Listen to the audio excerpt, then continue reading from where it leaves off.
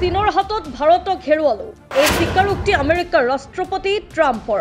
এফালে ট্ৰাম্পৰ ঠাট্টা আনফালে শুল্ক বিবাদ ৰাছিয়া ইউক্ৰেইনৰ শান্তি আলোচনাৰ কেন্দ্ৰবিন্দু হৈ পৰিছে এতিয়া ভাৰত আমেৰিকাৰ স্বীকাৰোক্তি ৰাছিয়া আৰু চীনৰ হাতত আমি ভাৰতক হেৰুৱালো এফালে আমেৰিকাৰ ৰাষ্ট্ৰপতি ডোনাল্ড ট্ৰাম্পৰ ব্যংগাত্মক মন্তব্য আনফালে চলি থকা শুল্ক বিবাদ আৰু এই সকলোবোৰৰ মাজতে ৰাছিয়া ইউক্ৰেইনৰ শান্তি আলোচনাৰ কেন্দ্ৰবিন্দু হৈ পৰিছে ভাৰত এছচিও বৈঠকৰ পিছতে ডোনাল্ড ট্ৰাম্পে প্ৰধানমন্ত্ৰী নৰেন্দ্ৰ মোদী চীনৰ ৰাষ্ট্ৰপতি ষি জিনপিং আৰু ৰাছিয়াৰ ৰাষ্ট্ৰপতি ভ্লাদিমিৰ পুটিনৰ এখন ফটো সামাজিক মাধ্যমত শ্বেয়াৰ কৰি এক কটাক্ষপূৰ্ণ মন্তব্য কৰে তেওঁ লিখে যে এনে লাগিছে যেন আমি ভাৰতক ৰাছিয়া আৰু চীনৰ হাতত গতাই দিলো ইয়াৰ লগতে তেওঁ এই দেশসমূহক এক উজ্জ্বল ভৱিষ্যতৰ বাবে ব্যংগাত্মকভাৱে শুভেচ্ছাও জনায় অৱশ্যে ট্ৰাম্পৰ এই মন্তব্যৰ ওপৰত ভাৰতৰ বৈদেশিক মন্ত্ৰালয়ে কোনো পোনপটীয়া প্ৰতিক্ৰিয়া প্ৰকাশ নকৰি কেৱল কোনো মন্তব্য নাই বুলিহে কয় আনহাতে আমেৰিকাৰ সৈতে বৃদ্ধি পোৱা শুল্ক বিবাদ সন্দৰ্ভত মন্ত্ৰালয়ে স্পষ্ট কৰে যে আলোচনা অব্যাহত আছে আৰু কোৱাড বৈঠকৰ বাবেও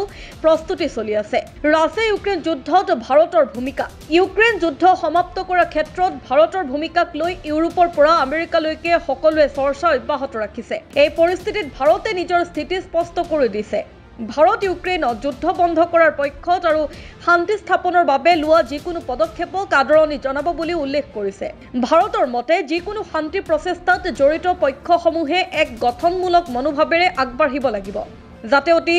সোনকালে সংঘাতৰ অন্ত পৰে আৰু এক স্থায়ী শান্তিৰ পৰিৱেশ গঢ় লৈ উঠে প্ৰধানমন্ত্ৰী নৰেন্দ্ৰ মোদীয়ে ৰাছিয়াৰ ৰাষ্ট্ৰপতি পুটিনৰ পৰা ইউক্ৰেইনৰ ৰাষ্ট্ৰপতি জেলেনস্কিলৈকে সকলোকে যুদ্ধ বন্ধ কৰিবলৈ আহ্বান জনাই আহিছে কিন্তু ইয়াৰ বিপৰীতে ডোনাল্ড ট্ৰাম্পে অভিযোগ কৰে যে ভাৰতে ৰাছিয়াৰ পৰা তেল ক্ৰয় কৰি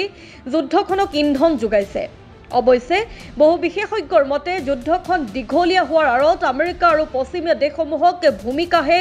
অধিক সন্দেহজনক যিসকলে ইউক্ৰেইনক বৃহৎ পৰিমাণৰ অস্ত্ৰ-শস্ত্ৰ যোগান ধৰি আহিছে এই সন্দৰ্ভত আপুনি কি ভাবে আপোনাৰ মনোভাৱ কমেন্ট কৰি আমাক জনাওক আৰু ভিডিঅ'টো ভাল লাগিলে লাইক শ্বেয়াৰ কমেন্ট কৰিবলৈ নাপাহৰিব